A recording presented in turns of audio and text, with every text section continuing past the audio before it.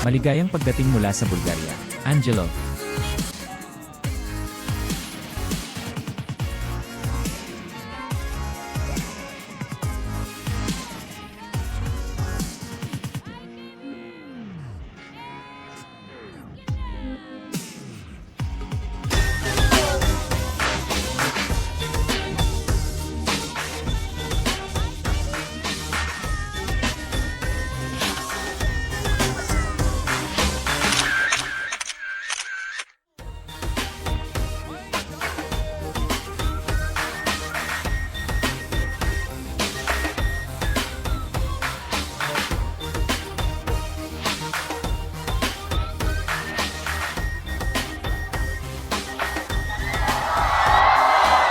Asul na manlalaro sa gilid, Angelo, 26 taong gulang, taas, 178 cm.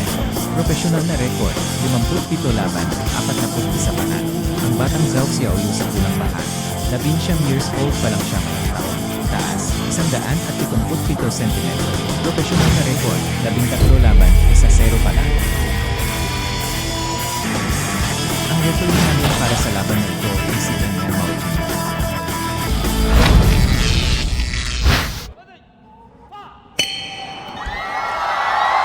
Kamusta mga manonood? Maligayang pagdating sa EMEA Legend World Fighting Championship. Ito ay isang 70 kilo libreng labanan patakaran super kaganapan. Blue side player Angelo. Red side player ay Zhao Xiaoyu. Minsan nanalo si Lanfang Angelov sa kampyonato ng 65 kilo sa Lumpini Giwait sa Thailand. Ang antas na ito ay dapat na napakataas. Nanalo ako sa kampyonato ng Taipei, kompetisyon ng Chiang Mai. Nanalo sa kampyonato ng Max Muay Thai. Napakabata pa ni Zhao Xiaoyu. Ngayon lang, isang pagbabago ng linya at isang mataas na pagwawalis. Ngunit ang epekto ay hindi makabuluhan. Halos pareho lang ang taas ng dalawa.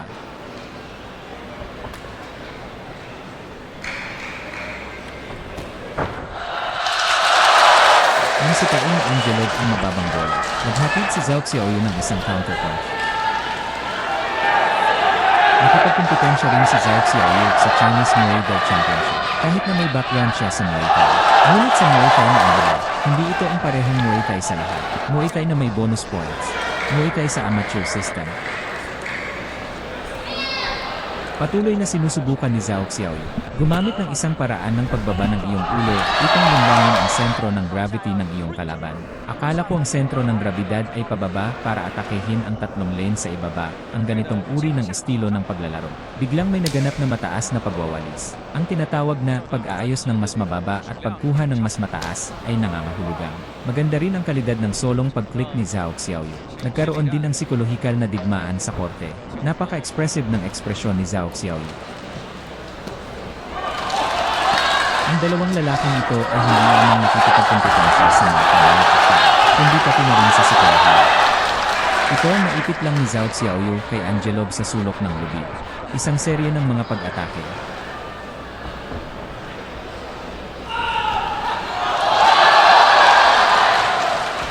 Ito ang pangatlong pagkakataon na ginamit ni Zhao Xiaoyu ang ganitong uri ng mataas na pagwawalis. Ito ang front hand flat hook ni Zhao Xiaoyu. Napakabilis.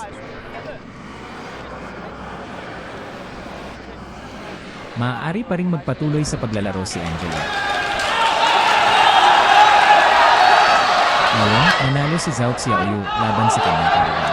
Matapos ang matinding suntok sa kalaban, hindi siya nagmamadali.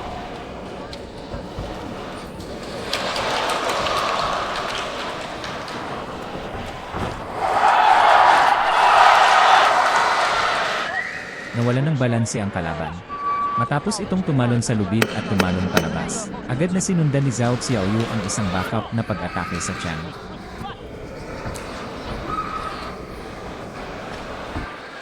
Pagkatapos ay natapos ang unang pag-ikot. Medyo walang unang panaglaro si Angelo. Sa unang pag-ikot, si Angelo ay 26 taong gulang. Iyon ang pinakamataas na bahagi ng kanyang gulang. Si Zhao Xiaoyu ay 19 taong gulang na manlalaro lang.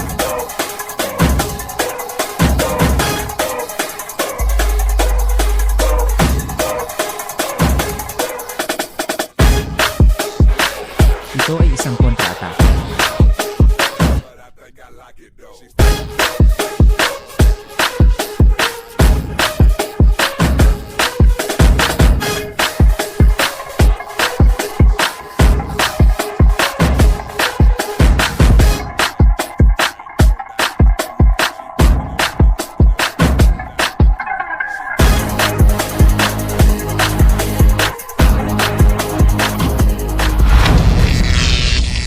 Sige, ang laro ay lumipat sa ikalawang laro. Nagsimula na ang ikalawang laro.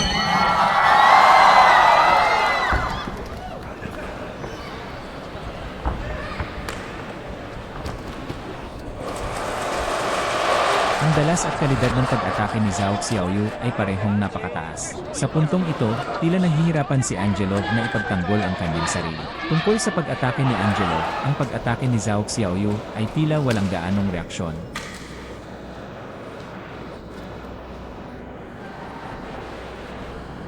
Tungkol sa kalidad ng mga individual na pagkilos sa kasalukuyan, hindi naman mataas ang performance ni Angelo. Mas mababa pa rin kay Zhao Xiaoyu.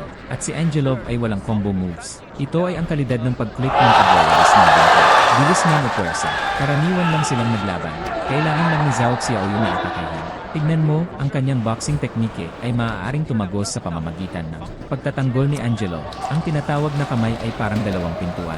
Agad na binuksan ang pinto ng depensa. Ipinakita niya ito kay Zhao Xiaoyu. Leg grab at throw. Mula sa kasalukuyang eksena, ito ay ganap na panig ni Zhao Xiaoyu.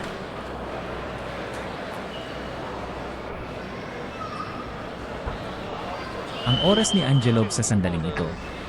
Para siyang boksingero na matagal nang hindi nag-aral. Medyo kakaiba ang kanyang pisikal na kalagayan. Medyo nakakarehis ang mga kalaman.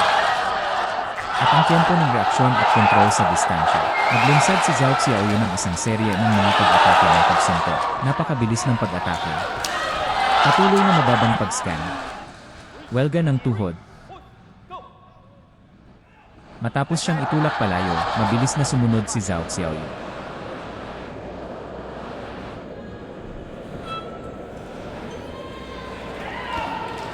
Itinapo ni Angelo ang bawat suntok sa pamamagitan ng mga ngipin. Ito ay isang napakabigat na mababang pagwawalis. Mabuti, ang paglipat ni Angelo sa panahon ng pag-urong ay nagdulot ng malaking pagbabago sa katawan. Isa pang serye ng pinagsamang mga suntok. Ito ay isang aksidente sa knockdown.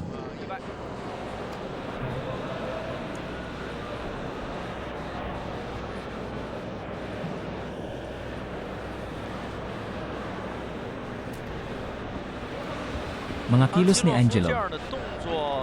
Ang pagiging epektibo ay talagang mahina. Si Zhao Xiaoyu ngayon ay tila napakamaluwag.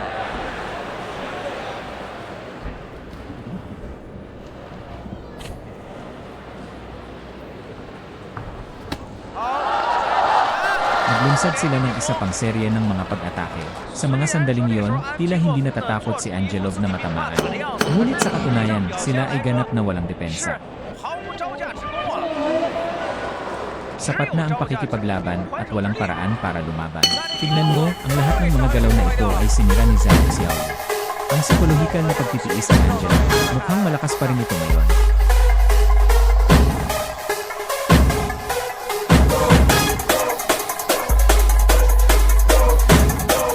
Isang serye ng mga pag-atake ng Angelo.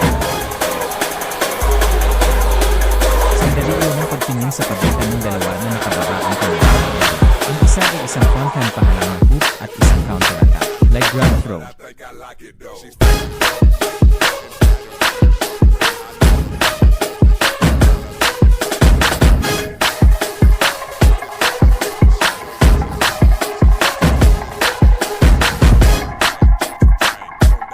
Umabot na sa ikatlong round.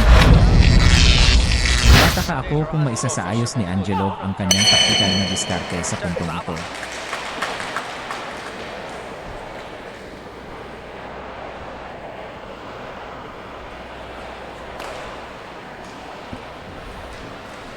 Kapag si Angelo ay gumagalaw, ang katawan na ito ay nagpapakita ng isang napakalakas na ritmo.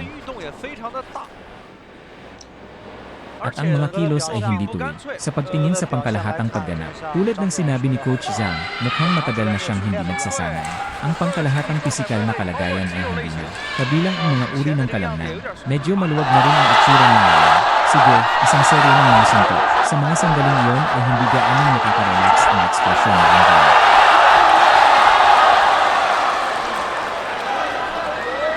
Ang pagganap ni Angelo ay hindi tumutugma sa kanyang record data. Sumang-ayon, hindi ito lubos na tumutugma.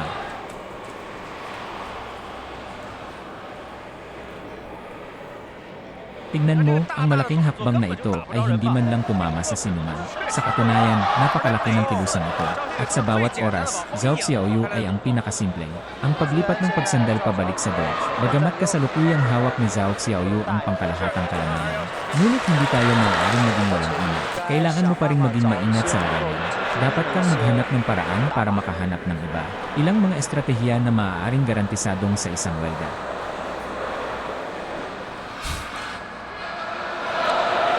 Sige, pwede nang magpatuloy ang laban.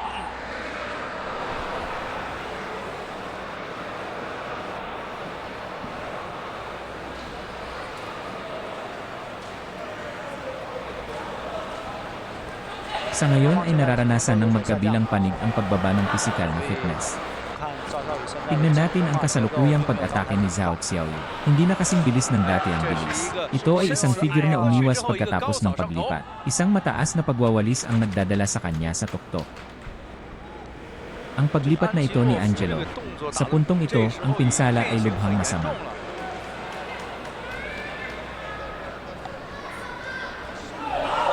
At ang likuran ng kamay ay mag-atake. Napakaganda ng kamalayan. Sa mga sandaling iyon ay nag-aaway ang dalawa. Lahat ng pisikal na lakas. Gumagamit din ng ilang pamamaraan ng pag-alog sa estilo ng boxing. Labanan ang mga pag-atake ng pagsuntok ni Angelo. Sa sandaling ito, tila hinawakan ni Angelo ang kanyang mga binti. Parang malapit na itong hawakan sa akin. Ang crotch area.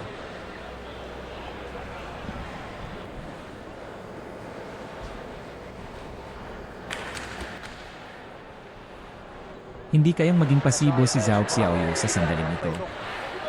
Kailangan mo pa ring maging mas aktibo, bagamat malapit nang matapos ang laro. Nasa itaas na niya ang kamay sa unang dalawang laro, na may kumpletong bentahe. 10 segundo na lang ang natitira sa karera. Pagkatapos ay patuloy silang naglunsad ng mga pag-atake. Sa huling 10 segundo, nagkaroon siya ng kaunting kasukulan.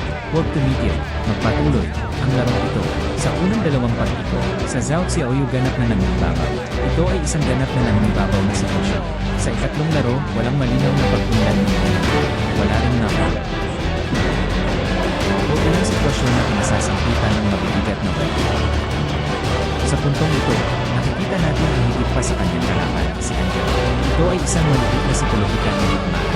Kumusta naman ang teknikal na output ng mga suntok at sabaw? Ang pagiging epektibo ay hindi mataas. Hinihintay namin ang referee na ipahayag ang kinalabasan ng lahat.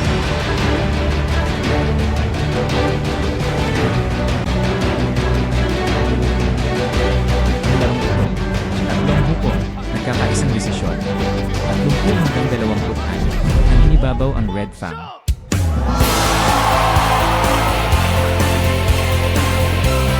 Congrats sa bagong sinisinip.